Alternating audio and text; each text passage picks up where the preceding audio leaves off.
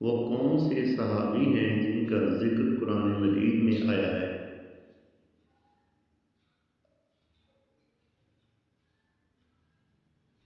حضرت زید بن حارثہ۔ قرآن مجید کی سب سے لمبی سورت کون سی ہے؟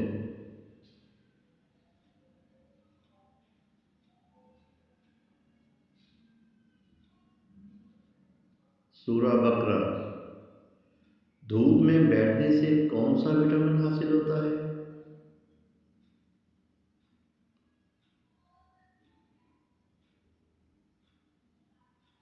Vitamin D.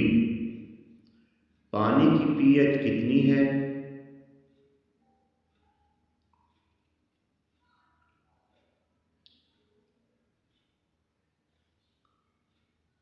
7۔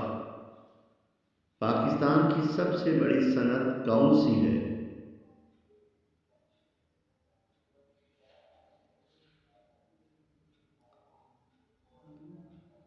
Textile industry.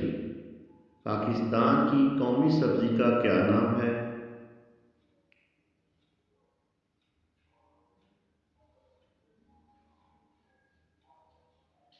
بھنڈی توری۔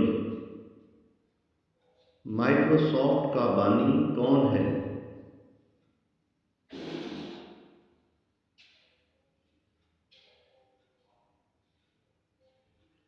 Bill Gates.